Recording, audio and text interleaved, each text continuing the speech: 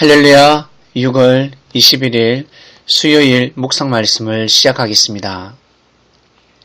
세상을 이기는 자가 되어라. 갖추지 아니하는 자는 이기는 삶을 살아갈 수가 없습니다. 이기고자 한다면 반드시 갖춰야 합니다. 이것을 다른 말로 능력이라 합니다. 실력이라고 합니다. 능력과 실력은 밭에 감추인 보화와 같습니다. 수고하고 애써야 합니다. 땀방울을 흘려야 합니다. 어떨 때는 손에 피를 흘릴 때도 있습니다. 그러나 쟁기를 놓으면 아니 됩니다. 들고 있는 삽을 호미를 놓으면 아니 됩니다. 끝까지 파야 합니다.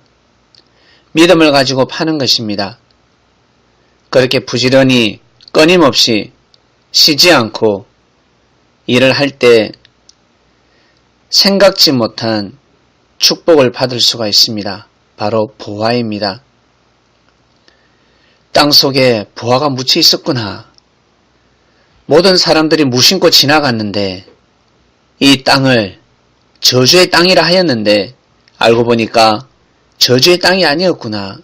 땅속에 보화가 묻혀 있었어. 자신을 학대하고 자신이 부족하고 자신이 못났다고 채찍질을 합니다. 자신을 저주합니다. 나는 잘하는 것이 하나도 없어. 재능이 없어. 능력이 없어. 땀을 흘리지 않아서 그렇습니다. 몸부림을 치지 않아서 그렇습니다. 땀을 흘려서 갖춰지지 않는다면 피눈물을 흘려야 합니다.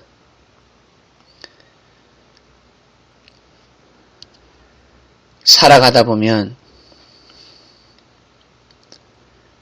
기쁨뿐만 아니라 슬픔도 맞이하게 됩니다. 힘들고 어렵고 시련이 닥치고 그리고 정말 억울한 때가 옵니다. 정말 괴로울 때가 옵니다. 모든 것을 포기하고 싶을 때가 도래합니다.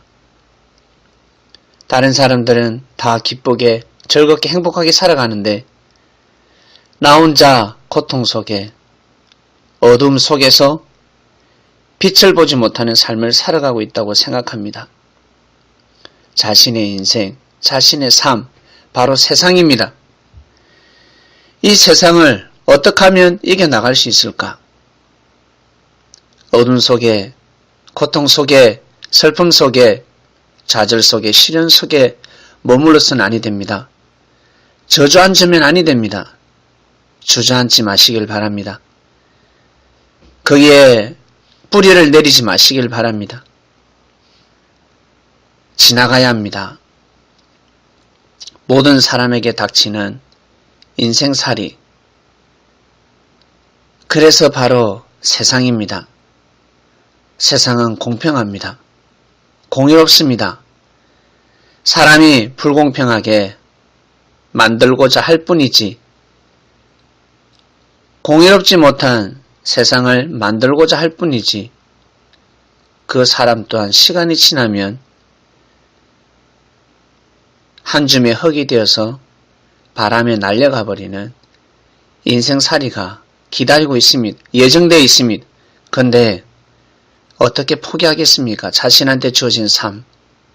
힘들다고 해서 어렵다고 해서 어떻게 포기할 수가 있겠습니까? 포기하면 아니 됩니다. 절대 머무르지 마시길 바랍니다. 멈추지 마시길 바랍니다. 그 속에 거하지 마시길 바랍니다. 그러면 아무리 기도해도 아무리 몸부림을 쳐도 하나님께서 역사를 하실 수가 없습니다. 애굽 땅에 거하고 있는데 어찌 하나님께서 역사를 하실 수가 있겠습니까? 출애굽을 해야 되지 않겠습니까? 언제까지 종살이를 할 것입니까?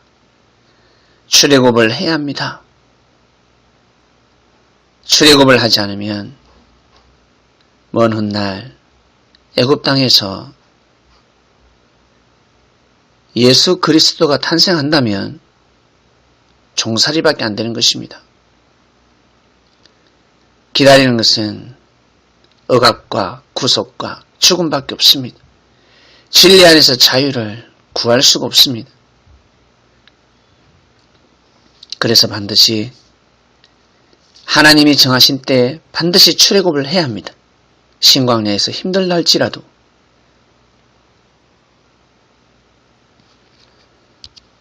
신광야의 삶이 참으로 고통스럽고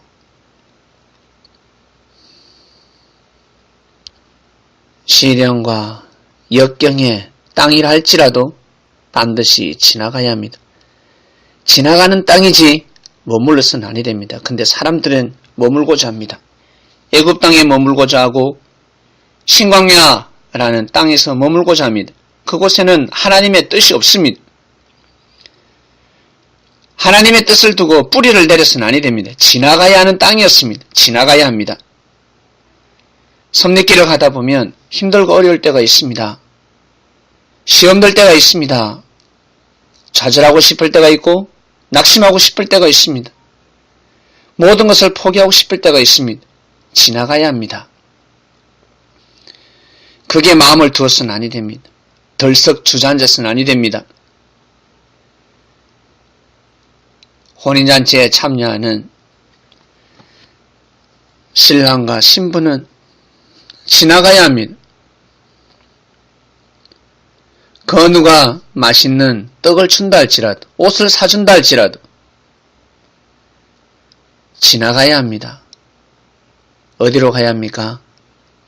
결혼식장에 가야 합니다. 아무리 귀한 친구가 나타나서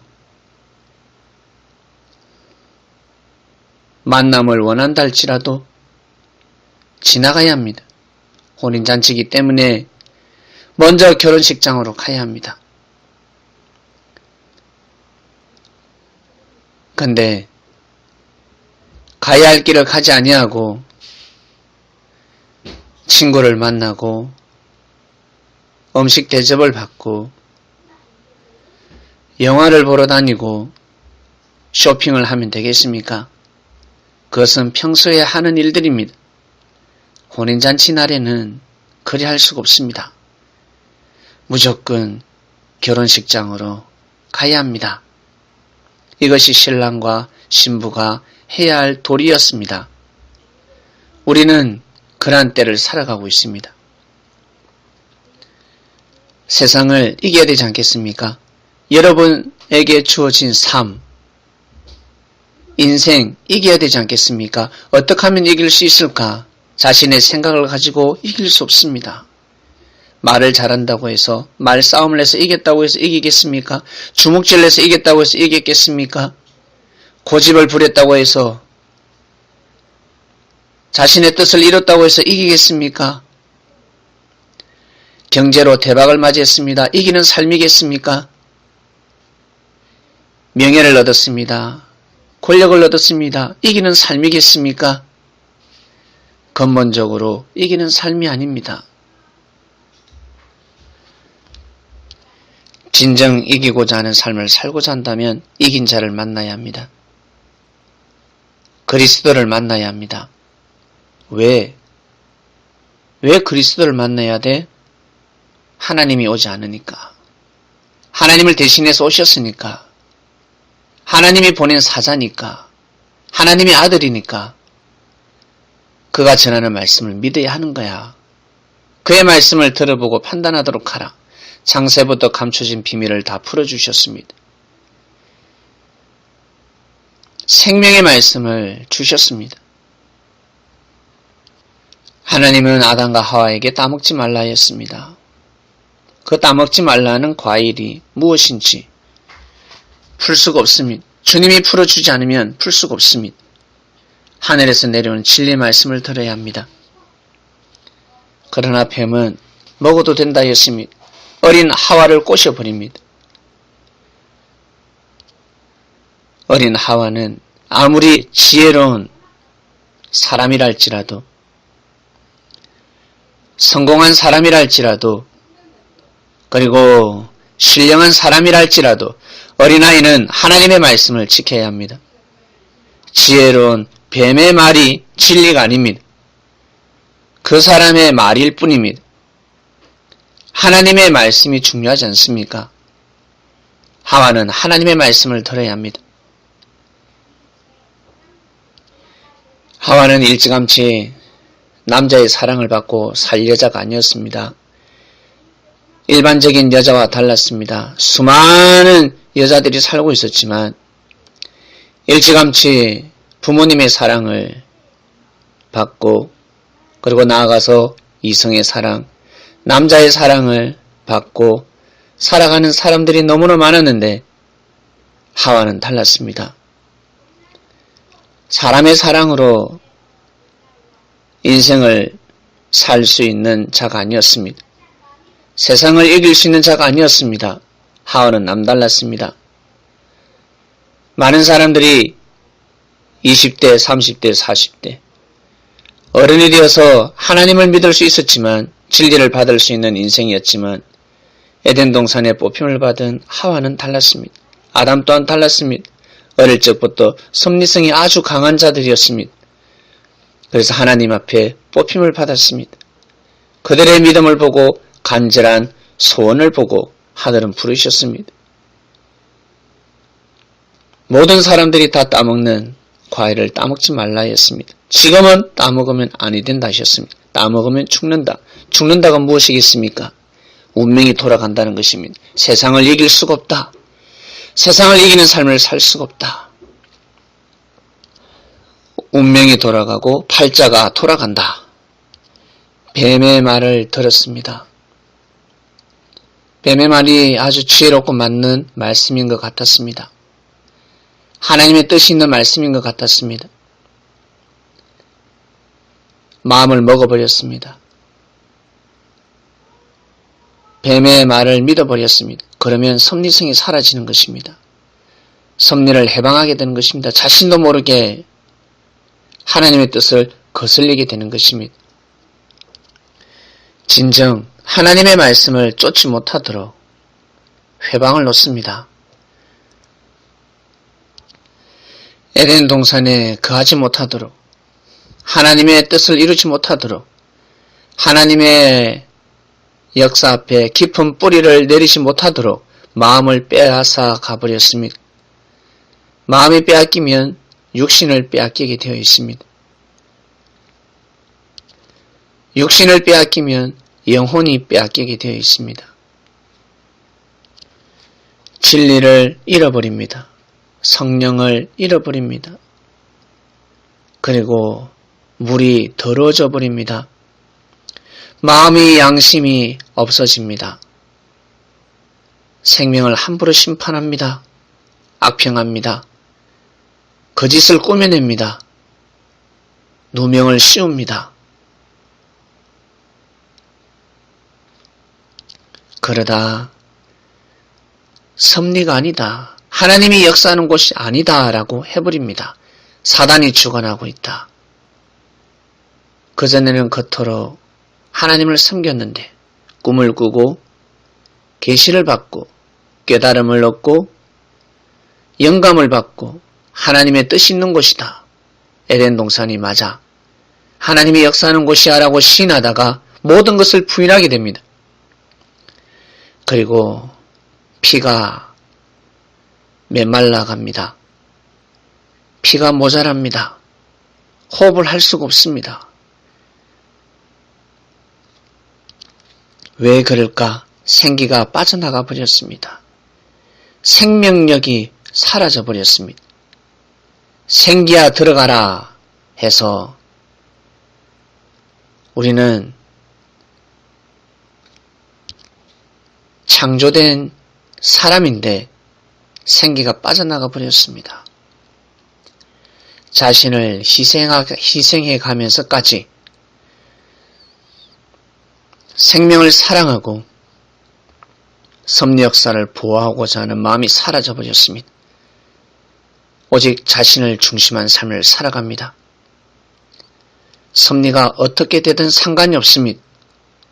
오직 자신이 중요하고 자신의 가정이 중요하며 자신이 귀하게 소중하게 사랑하는 사람이 피가 될 뿐입니다. 하나님의 역사는 아랑곳하지 않습니다. 이러한 마음으로 어찌 세상을 이기는 삶을 살아갈 수가 있겠습니까? 젊은이들은 하나님의 말씀을 잘 이해할 수 없습니다. 성장해야 합니다. 마음이 성장해야 할 것이며 인생 가운데 땀을 흘리고 나아가서 땀뿐만 아니라 피를 흘려야 합니다. 의로운 피를 흘리는 삶을 살아보아야 합니다. 그러다 때가 되면 알게 되는 것입니다. 인생을 살아본 사람들, 예수님이 그리스도가 맞구나. 예수께서 역사하시는 곳이 맞구나 라는 것을 알게 되는 것입니다. 오늘 말씀 여기까지 하겠습니다. 하나님 아버지 감사합니다. 세상을 이기는 자가 되어라 말씀이 선포되었습니다. 말씀이 깊어지고 있습니다. 물과 피와 성령 이 셋이 하나가 되어서 역사하는 주님을 만나게 되었습니다. 예수 그리스도를 만나게 되었습니다. 영원하신 주님을 만나게 되었습니다. 이 귀한 말씀으로 세상을 이기는 자가 될 수 있도록 은혜를 베풀어 주셨으니 저희가 최선을 다할 수 있도록 절대 힘듦 속에서 어둠 속에서 머무르지 않는 성린이 될 수 있도록 지나가는 자가 될 수 있도록 축복하소서. 오늘도 승리하는 삶을 살게 해주시옵소서. 감사함을 드리며 사랑하는 예수님의 이름으로 기도드립니다. 아멘.